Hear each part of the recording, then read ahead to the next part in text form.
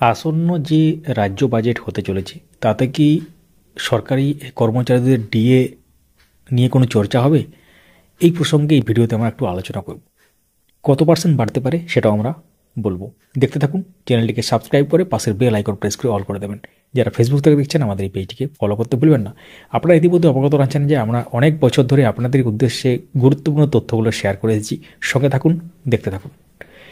তো আসন্ন ফেব্রুয়ারির বাজেটেই ডিএ বা মহার্ঘ ভাতা বাড়তে চলেছে বলে একটা খবর আসছে, এবং যে হারে বাড়তে চলেছে সেটা 2 থেকে 4% মধ্যে কিন্তু থাকতে পারে। অর্থাৎ এক্ষেত্রে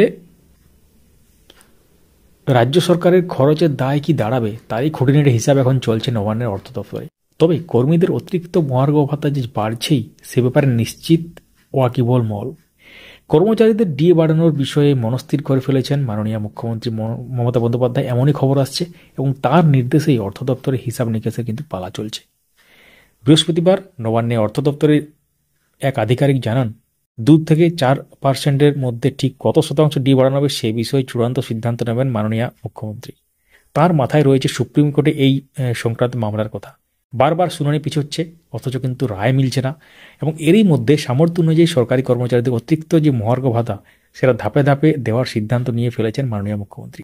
সুপ্রিম কোর্ট এই নিয়ে কি রায় হবে তার জানা নেই, তবে তিনি কর্মচারীদের দাবি মতো এবার পুরোটা যে দেওয়া রাজ্য সরকারের পক্ষে সম্ভব নয় তা ইতিমধ্যে প্রকাশ্যে বলে দিয়েছেন। অর্থাৎ পুরো যে বকে আছে পুরোটা কিন্তু দিতে পারবেন না, সেটা কিন্তু আগেই বলে দিয়েছেন। কিন্তু যেটা আশা করা যাচ্ছে, যেটা সম্ভাবনা, যে 2 থেকে 4% কিন্তু ডিএ বাড়তে চলেছে। অর্থাৎ আগামী যে ফেব্রুয়ারির দিকে যে মোটামুটি বাজেটটা হতে চলেছে রাজ্য বাজেট, সেখানে কিন্তু এটা নিয়ে হয়তো কোনো কিছু ব্যাপার ঘোষণা হতে পারে। এই ছিল পুরো ব্যাপার। সঙ্গে থাকুন, দেখতে থাকুন আপডেট মাস্টার। ভিডিওটি লাইক করুন, সবার সাথে শেয়ার করুন, মূল্যবান মতামত কমেন্টে জানান। আপনারা কি মনে করেন ডিএ কি বাড়বে না বাড়বে না, সেটাও কিন্তু লিখতে পারেন। থ্যাঙ্কস।